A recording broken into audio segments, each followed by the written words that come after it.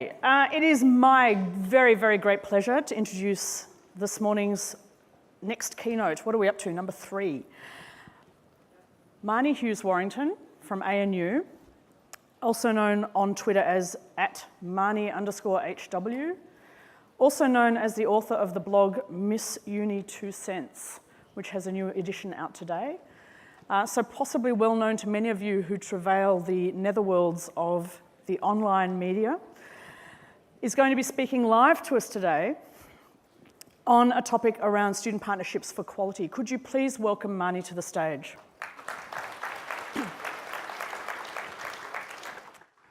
Marnie's a Roma, so I'm getting out of the way. I'm a Roma. Good morning, everybody. And I've got to find my little remote here. This is exciting. I've got a little spy phone. I'm going to talk about student partnerships for quality, and I thought what I'd do is take a particularly Australian approach. So the subtitle of my presentation is Totes Qual. Okay? So what we're going to do is we're going to try and get to the bottom of whether there's actually a distinctive Australian approach to student partnerships and whether there's a distinctive Australian approach to quality assurance. Okay? So in doing my research for this, of course, I have to take and acknowledge that actually for a very long time, this has been an old topic. Student partnerships have been around for ages. And by the way, this link up here is to Storify. You can go and have a look at the presentation. It's already on the web, and you can actually click and you can add comments if you want to. If you're not excited enough putting anonymous comments in or questions, you can go and knock yourself out in that space as well. Okay? So I have to acknowledge that the QAA has been engaged in student partnerships for a very long time. And in fact, they're a student on the board. And so re-registration involves students and has done so for at least a decade. So how could Australia contribute to a story that's that mature? Okay? And I'm giving you a little bit of a hint up in the top left-hand corner there is a particular way that we could think about quality assurance. What kind of national identity could we draw upon in thinking about our approach to quality assurance? Well, I think we start here. We are a nation that is known for dying in a ditch. Okay? So our approach to quality assurance is to go hard or go home and probably to die in the process. Okay? And to have lost gloriously along the way. So that's giving you a bit of a hint about how we go about quality assurance. So that's the first departure point. The second is this one. We are a nation of criminals. Give us a chance and we'll absolutely play it to the limit, and if it doesn't work out well, we'll go down guns blazing. And I now understand why Anthony was brought in to save us. Okay, he needed to be imported to help bring this unruliness into line. And I speak as somebody who went through the very first tranche of re-registration, Anthony, and I still have the scars. So we can talk about that later. So the roots of our notion of an Australian distinctive approach to quality assurance is a little bit problematic, but I still think there's something in all of that to draw upon. And so what I'm going to do today is to talk about our approach to quality assurance as a kind of culture of embracing the stuff-ups, the complete screw-ups and the total mistakes, and how students are an important part of that. Not as the mistake makers, but as the people that actually we can work in partnership with to learn from. Okay? So that's the approach I'm going to take. It may not be distinctively Australian, but I think it probably qualifies enough to say I don't know that the QAA would have as one of their standards a willingness to acknowledge you're completely stuffed up. Okay? So I think that's what we're going to talk about. And I do think we actually are in a really interesting sector for doing this because of the way we think about standards. So we have moved from a model of kind of assessing whether we're fit for purpose, people coming and actually asking us lots of questions, to, in a way, navigating our own way through the standards. That's an incredibly important shift that's been undertaken across the last decade. We self-navigate through those standards. We decide whether we meet those standards, and there's a trust in us in our maturity to identify when we think we fall short. And that's my presumption, is that there's a trust vested in us to check, are we doing the right thing? Is there a gap? How would we close that gap? And who do we close that gap with? And where you see a particularly interesting distinctiveness in the Australian approach to standards is around program and course accreditation for universities. The fact that we are trusted to do that is an incredibly important part of our legislative settings. It shows trust in who we are. And it was noted, for instance, in the New Zealand Productivity Commission's report on new approaches to tertiary models of education, that entrusting universities to set the directions in credentials allows for competition, innovation, and a forward approach to thinking about the workforce of the future rather than recodifying and codifying over and over again what we already know about. Okay? So we may not think we're that special, but people from the outside do tell us that we're actually a relatively competitive group, that we have got legislative protections that encourage that kind of competition, and this is really healthy. In fact, it was described to me when I met with the New Zealand Productivity Commission. They said you've got a competitiveness in a good old-fashioned Aussie mongrel kind of way. To hear a New Zealander use the word mongrel was deeply shocking, but I have recovered from that. And I actually think there's, again, something to it, although mongrel is an insulting term. I actually think there's something to that. So the willingness to admit that you got it wrong, the willingness to push the boundaries, to shape the future, I do think these can be the basis of an interesting approach to quality assurance. And so I'm now going to hone in on the culture of the stuff up as something that we should be proud of. Now, where do we see people acknowledge stuff-ups? It's generally in the WHS committee. So put your hand up if you're actually on a WHS committee. Yeah, you're clearly lying, the rest of you, because you're too ashamed to say that you are on the WHS. These are actually really interesting spaces because for a long time, people have said that a culture of acknowledging near misses is the thing that actually defines you as a mature organisation. So for every one major injury, you know there's going to be, in the Heinrich model, about 300 stuff-ups. And if you know what the stuff-ups are, you've probably got a better chance of avoiding the major injury. It's a really interesting approach where being honest about your mistakes really counts for something. And it's not just in WHS you see this, you also see this in the medical profession where they talk about critical or incident reports where people die. Now, if that happens, you would expect that people would sit around the table and say, what went wrong there? We need to make sure that that doesn't happen again. And I actually think this could be a powerful contribution that we make to quality assurance. So I want to talk about, in all openness, the culture of stuff-ups at ANU. Okay? So we'll stop recording at this point. No, you can still record. It's okay. It's okay to be honest. And I want to acknowledge Joe Higgins, who's here from our Academic Standards and Quality Office. What we started doing 5 years ago was saying we need to talk about the near misses in our organisation. We need to understand where things are going wrong. And we need to bring those forward, talk about them, and put in place preventative acts to make sure that we are getting better. So a kind of maturity model. Because we could measure ourselves against the standards at any one point of time and at that global level say, yes, we did get that letter saying that we are a university. Fantastic. But you need to go below the top line level and say, but I can see systemic issues here. And some of those issues affect student experience in a really powerful way. Okay? So we instigated what we call incident reports 5 years ago. And I said, right, what we're going to do is we're going to, at our Education Standards and Quality Committee, we're going to have incident reports. We're going to fess up about the things that have gone wrong. Now, as you can imagine, the first fess up was the hardest one. And can you imagine why? Because people think, well, if I fess up, I'm going to be sacked. Or if I talk about this, it's going to highlight that I got it wrong. There's a potential there for being humiliated. And so people were pretty reluctant to actually talk about it in the first instance. But to give huge credit to the university and to the colleges and to all the staff, we decided that we should do this. And that started a practice now 5 years on of what we call incident reports. So in the first year, we probably got one incident report every 3 meetings. This year we got 27 incident reports coming through to Education Standards and Quality Committee meeting. Okay? So there's now some meetings where you might get 9 or 8 incident reports coming through at the same time. Now this is not a confession that ANU is sloppy or we're worse than anybody else. This is a confession that being honest is really important. And if I break down our statistics, with thanks to Joe and the team, the majority of our stuff-ups are making the wrong offers in admissions. So making an unconditional offer where we should have made a conditional offer. Getting the code wrong on a program and making an offer to a program that students shouldn't have gone into. Making an offer and not checking the IELTS, and then going back quickly and checking the IELTS. So some of these incident reports are people reporting and saying, I made a stuff up and then within 20 minutes I fixed the problem. But we still ask people to report on the problem and say, what happened? Why did that happen? I need you to tell me what went wrong, okay? The second most common type of stuff up are putting the wrong grades in for students. Yeah, you're all laughing. Have you heard of that one, have you? Yeah, okay. So why does it happen? Why does it happen that people get the wrong grades in for students? And that has a big impact. So you open your results, and ANU is very with the young people. We release our results at 2 a.m. because the young people told us that's when they like to get their results.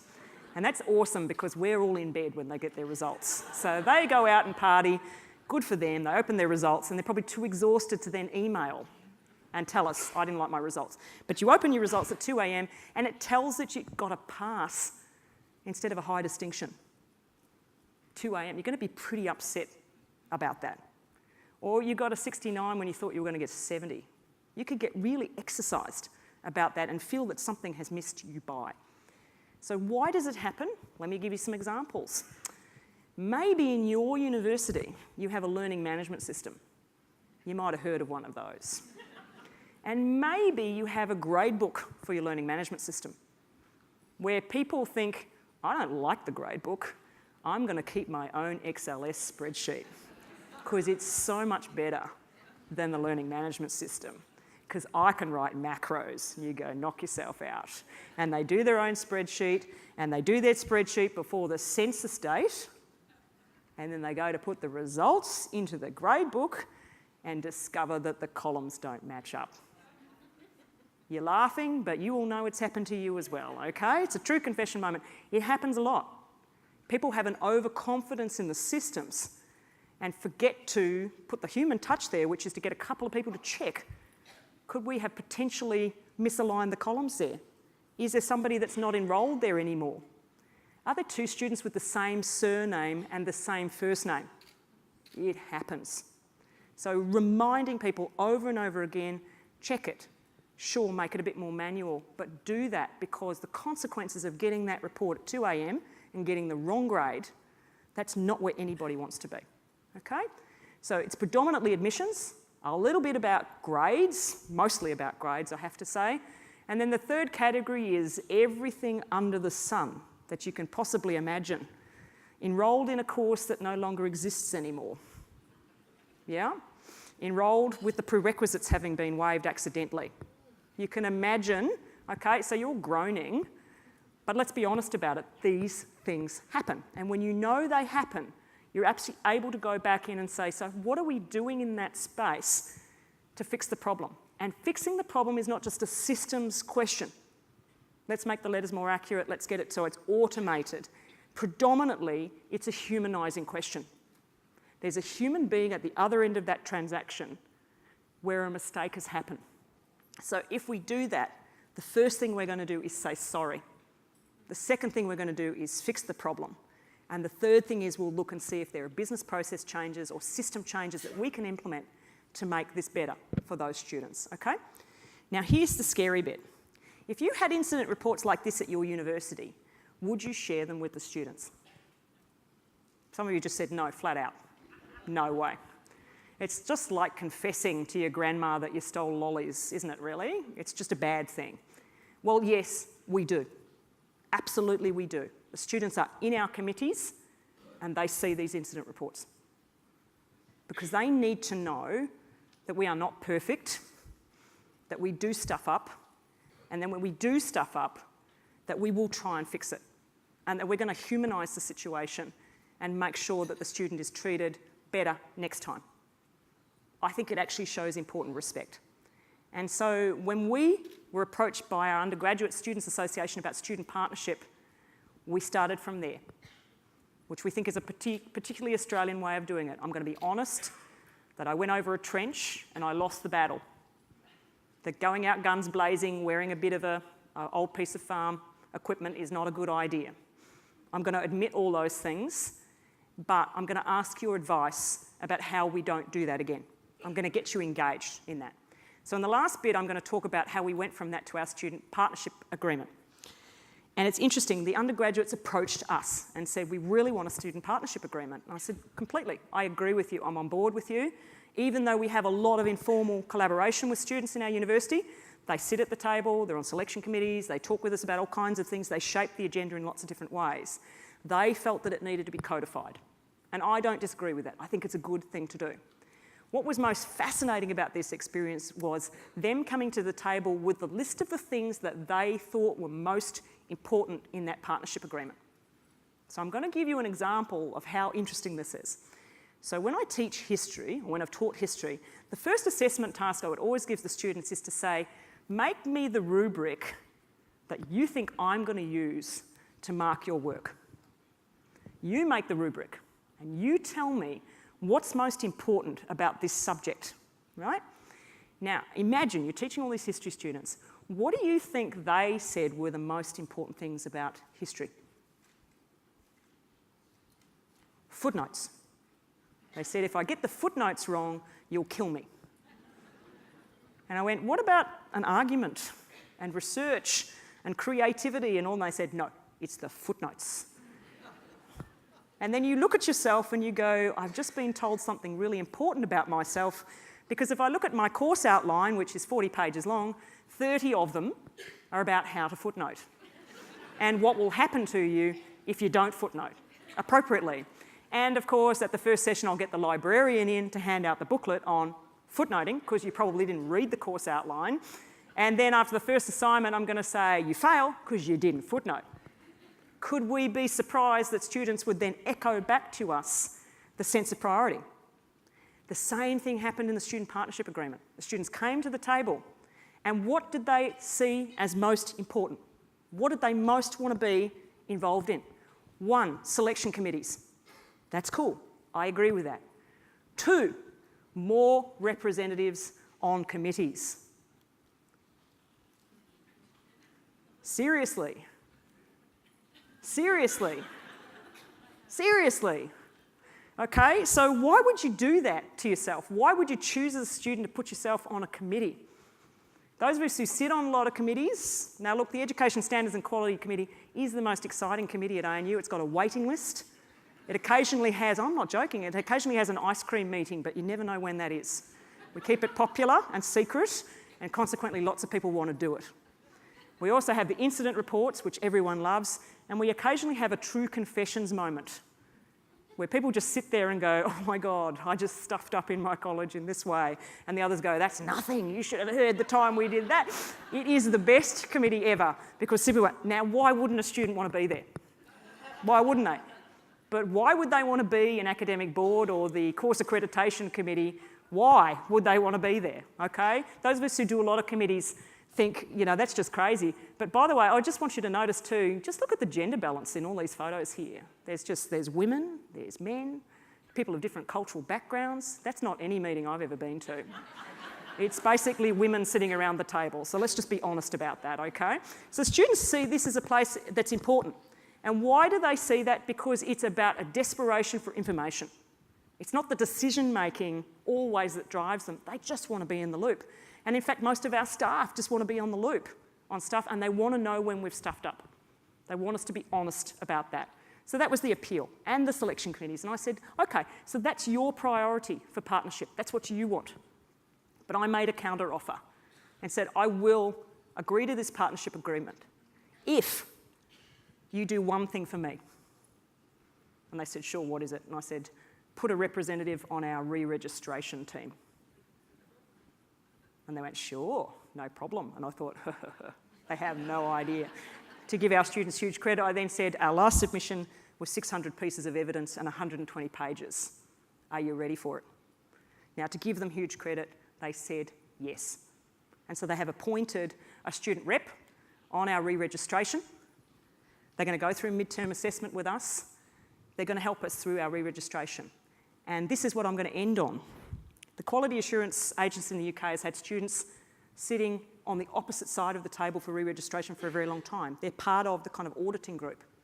Our approach is to say, we actually want the students inside, helping us work through our mistakes, identifying the gaps, and sitting on the same side of the table to help us get better. And that's where I'm going to end. So up you come, Deb, and let's take some questions. Thanks, Marnie.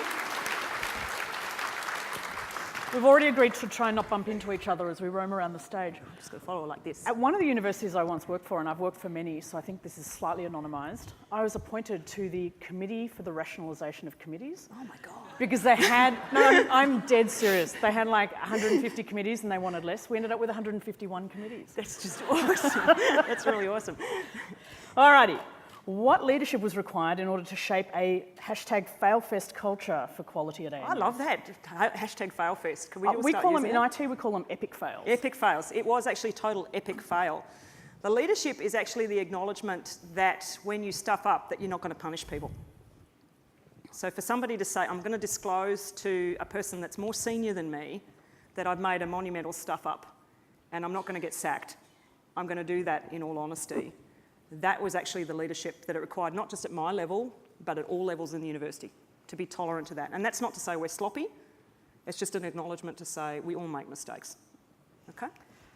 I particularly love how you opened your talk for two reasons. Because firstly, you had a slide with a sheep on it. Totally. And secondly, you had a cinema slide. Now, I wrote my PhD on sheep in Australian cinema, so I really felt like it was personally talking to me. I did it for you. Thank you. Every single presentation I give, I do try to include a surreptitious sheep reference. Yep. And you did it for me. It's brilliant. I'm free now for the rest of my work. I didn't know that, but that's cool. I'm really cool for that. The question arising from that comment is, why is it important to have an Australian approach to quality? Because you really focused on that to start with. Sure. I think, look, people talk about regulation as a very global and abstract thing. We've got a regulatory network at ANU where people do research on regulation. It actually is reflective of the culture. And it should be, because if it's an abstract entity, then it's not something that you think that you're in partnership with. If there's an abstract set of laws that you feel alienated from, then you're probably not going to want to negotiate them. So our view is that if you feel like you can shape them a little bit and be part of that conversation, then you're more likely to comply. If you feel it's a completely top-down approach, it's very unlikely that you're going to engage positively in that process. So it stems from our belief that regulation is a deeply cultural activity, but of course there are global touch points in some of the rules and standards that we look at. Does anything strike you as being particularly uniquely Australian around I think that culture of stuff-ups. I think we should celebrate that. I really do. I think our egalitarianism around the student involvement, so not just on the opposite side of the table, but on the same side of the table, I'd really like us to celebrate that a lot more, because having taught a lot of Australian students, they are very able to speak up. I've taught students in Britain, the US, Malaysia, South Africa, and Australian students speak up. And I think we are hardwired to be blunt, and I think that is actually something that we should probably embrace and say that's a good thing about us. One of the interesting things I think about Australia in relation to governance is we have more layers of governance as a culture than for a strangely egalitarian society, and not only that, we're defined through a history of quarantining. Yeah, you're true. You can have as many layers as you like, but students will still email the Vice-Chancellor at the end of the day. Brilliant. And they do. Whoever's controlling the slides, can we go back to the web link? Go back to the web link. So right back to slide 2, that'd be cool. Yep. Is there a need for training to give students? Look, I do think so in some ways. So we do offer board training for some of our students so that they get a handle on the finances. If you're engaged in re-registration, it's a whole of institution view. And you want to make sure that person is empowered as possible. But we don't require that, because if somebody walks through the door with a fresh set of eyes on what we're doing, I also think that's pretty powerful too. So the energy and the novelty and the view is something that we respect. It's really interesting. You might have noticed this. You've got a committee meeting, people are just kind of grinding through the minutiae of a detail. And the student rep will say, hang on a minute, everybody, speak up really powerfully. And everyone will just stop in their tracks and they'll make a decision. That happens over and over and over again in our committees. I don't know about your universities, it happens with us. And it's because the students come to this with eyes that say, yeah, but I'm on the other end of this. It's my lived experience that's being affected by this. And I actually think that's quite a powerful thing. The celebration of stuff-ups, which is, I think, most of us agree, a really unique and interesting approach, may lead to reprisals. How do you stop that from happening? I think you have to lead very firmly from the top on that. And so, look, if you keep doing it over and over again, willingly, maliciously, then we will probably come after you. But the truth is, the mistakes that we talk about are not of that nature. These are people that just make good, honest mistakes. And my view is that your inclination is to help rather than to hinder or to punish people. And so you're aware that when you have a senior role, you have to set the tone on that. You really do. And if you hear of reprisals being enacted, you have to do something about that too. Given that you've very powerfully argued, I think, for a regulatory expectation around student partnership, and that's been a theme over the last day and a half of this particular conference, do we also therefore have to have some I guess, leadership around ethical considerations, not just regulatory ones, to put students in those positions of leadership? You do, because some of the things that we've been talking about this year, so respect now always, you are often placing students in contexts and discussions where they are exposed to materials that's deeply traumatic, and actually maybe exposing them to experiences where other students may expect them to play the role of a counsellor where they're not qualified to do those things. And so it's part of the story that you actually have to really think carefully about what position you put that person in. Treat them absolutely as an adult, but acknowledge that some of the things we do deal with, it is not right. When you have students participating like this, the point, of course, is that they communicate back to other students. How do they do that? They do it a lot better than we do. That's what I'm going to say. Basically, we use things like email, which they find very surprising. Snail mail, yes. Exactly. They use WhatsApp. They talk to one another, all kinds of platforms. They're far more effective at talking to one another than we are. We struggle to kind of catch up and we say, hey, there's this new thing called Facebook, and they're laughing because they're already 15 systems on. You have to empower them to do the consultation. So to give you an example, we got some changes to our admissions model coming next week. We had students at the table from the very first day. I said to them, you are going to be in charge of consulting with students because you're going to do it a heap better than us. And those students were phenomenal. They went out and every single principle that we were seeking feedback on, they got feedback. And they got a better data and sample set than we did. They were so committed to that.